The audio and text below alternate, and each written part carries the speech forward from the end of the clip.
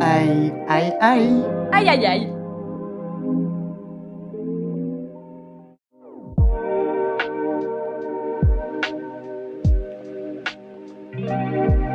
Aïe, aïe, aïe. Aïe aïe aïe. Aïe aïe aïe.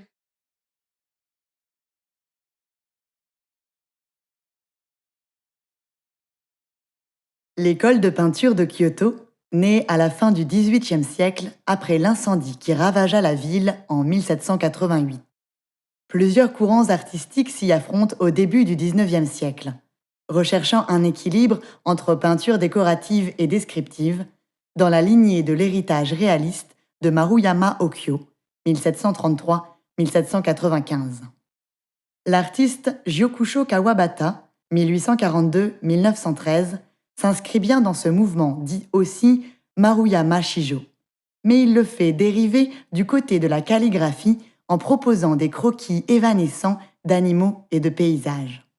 Ce portrait de chat montre bien la place donnée au fond blanc de la soie peinte, qui enlace l'animal, comme si ce qui se trouvait autour de lui avait été effacé pour ne laisser apercevoir que son corps, blanchi lui aussi sur ses pattes et son dos.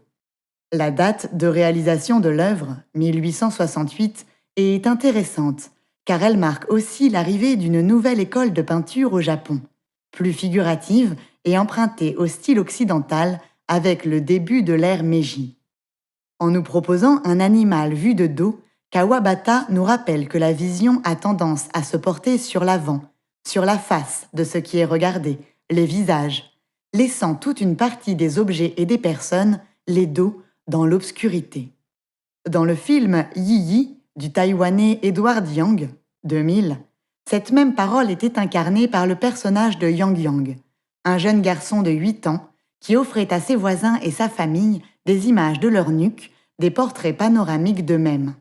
Comme dans de nombreux tableaux d'Antoine Watteau, où les personnages apparaissent de dos pour mieux résister à la perspective. Ici, la toile des deux cousines, peinte vers 1716.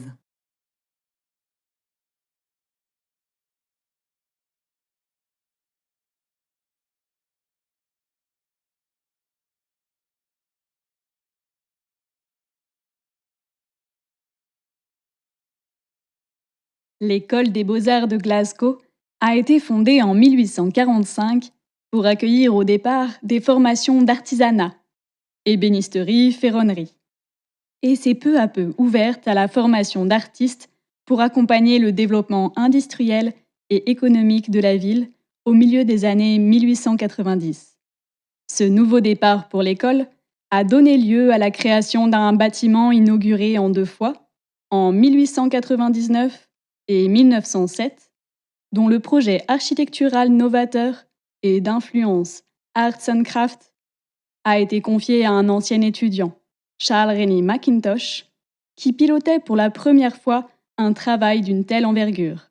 Le progressisme, impulsé par l'équipe de l'école et par son directeur Francis Newbery, favorisant des formations artistiques de style ouvert, proposées aux hommes et aux femmes, place très vite l'institution parmi les lieux d'éducation artistique et culturelle les plus reconnus d'Europe. Modèle qui sera repris et amplifié par l'ouverture du Bauhaus en 1919.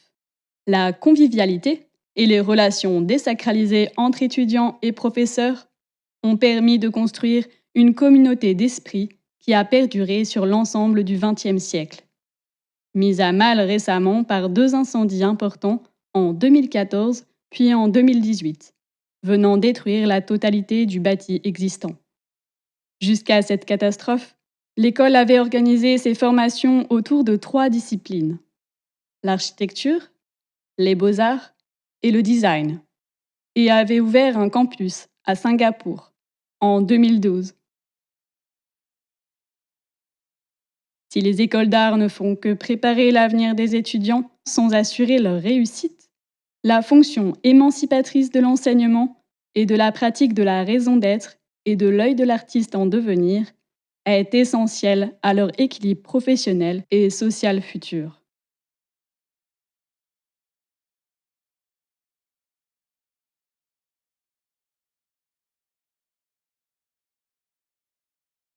L'affiche du film Bonjour Tristesse d'Otto Preminger est tirée du générique réalisé par Sol Bass pour le projet. Bass est graphiste publicitaire avant de mettre au point des dizaines de génériques pour les films les plus marquants des années 1950 et 1960, notamment Psychose et Vertigo d'Hitchcock, et de réaliser ensuite des films importants lui-même, dont le mésestimé Phase 4 en 1974. Inspiré par sa découverte du constructivisme russe, il conçoit ainsi chaque générique comme un court-métrage animé où les motifs se morcellent, lettres, couleurs, formes et échangent entre eux sur un rythme à l'image de l'intrigue qui suivra. Celui de Bonjour Tristesse commence par faire alterner des ronds et des fleurs, passant de l'orange au bleu pour finir par des gouttes de pluie qui deviendront la larme sur la joue de la jeune héroïne Cécile.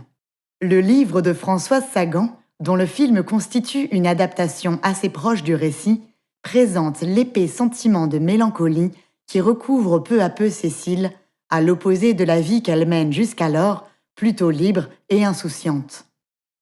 La réalisation des lettres, ou lettering, a été menée au stylo par le réalisateur Harold Adler, qui a longtemps œuvré avec Sol Bass sur ses génériques et ses affiches. Preminger a lancé la carrière de Bass par leur collaboration sur La Lune était bleue en 1953 ou L'Homme au bras d'or en 1955, dont la main, logo, éclipse le reste de l'affiche. Leur plus célèbre travail commun fut Autopsie d'un meurtre en 1959, où des fragments de corps s'assemblent et se répondent en lien avec la musique de Duke Ellington.